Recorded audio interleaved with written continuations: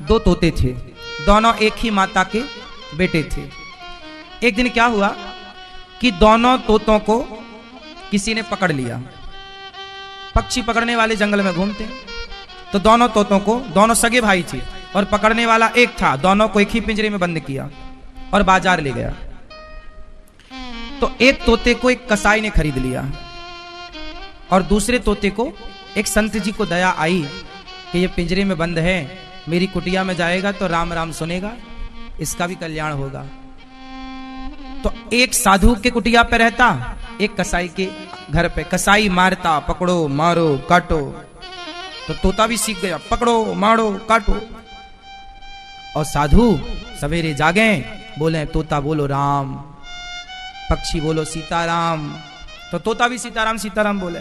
फिर साधु जी तोते को अच्छी अच्छी बातें सुनाया करें, कथा सुनाया करें, अच्छी चीजें सिखाया करें। तो संत जी ने सोचा किसी हम उड़ा दें, पर जिसने पकड़ा था उसने इसके पंख काट रखे थे, तो संत जी चाह कर भी इसे उड़ा ना पाए, छोड़ देते तो जानवर खा जाता, तो उसे पिंजरे में ही रखा, लेकिन पढ़ाया संत जी ने, संत वाले संस्कार दिए। अब संयोग देखो विधि का विधान कैसे मिलाता है। संत जी की आयु हो गई पूरी, तो संत जी जाते जाते रास्ते से गुजरने वाले एक आदमी को बुलाया, अरे भैया ये हमारा तोता है, बहुत बढ़िया बोलता है, तुम इसकी सेवा करना, इसको खाना पीना देना, ये सीताराम सीताराम बोलता है, तुम्हारा भी कल्याण होगा, इस तोते से ले जाओ। और साधु जी को लगा मर जाएंगे तो ये तोता कौन रखेगा, तो एक मुसाफिर को दे दिया। और संयोग से वो मुसाफिर कोई और नहीं था, वो कसाई ही था। अब कसाई के घर में वो तोता पहुंच गया, और कसाई के घर में ऑलरेडी एक तोता पहले से था, तो वो दोनों सगे भाई थे, दोनों ने एक दूसरे को पहचान लिया, दोनों ने एक दूसरे को पहचाना। अब इस तोते ने, जो संत वाला तोता था, ये कसाई वाले तोते से पूछा, कैसे हो, अच्छे हैं, क्या सीखे हो, पकड़ो मारो काटो, ये सीखा हूं, 3 बातें। इसने कहा कि तेरा इससे कल्याण नहीं होगा, अब जो मैं बोल रहा हूं तू बोल सीताराम। ये सारी बातें ना कसाई सुन रहा था।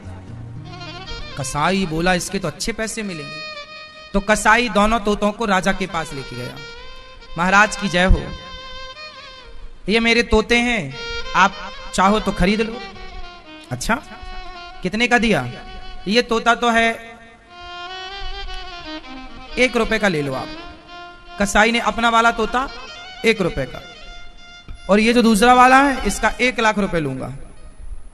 राजा बोला पागल हो गया है तू, 1 रुपया और 1 लाख में अंतर नहीं समझता? हाँ महाराज खूब समझता हूं,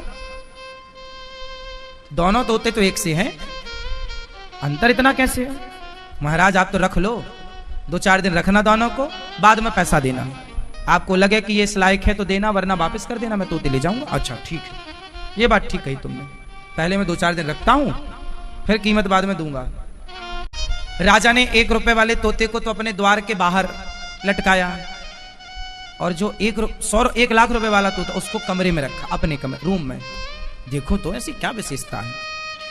अब जब राजा के कमरे में वो तोता था, वो साधु वाला तोता था, जैसे ही सवेरे का 4 बजा तो तोते ने संत जी से सीखा हुआ एक दोहा गाया। तोता एक दोहा गा रहा है, तोता बोला, तोते ने कहा राजा सोकर क्या करे, उठ कर जपो मुरारी, एक दिन तो है सोवना लंबे पैर पसारी। तोते ने क्या बोला, तोते ने कहा राजा उठो, सुबह के 4 बज गए, राजा सोकर अब क्या सो रहा है, ये जागने, उठ और उठकर जपो मुरारी, श्री कृष्ण गोविंद हरे मुरारी जपो, एक दिन तो है सोवना, एक दिन तो सो ही जाना है, ऐसे ही लंबे पांव पसार के। राजा उस तोते की बात से बड़ा प्रभावित हुआ, ऐसी बात तो मुझे किसी आज तक साधु संत ने नहीं सुनाई।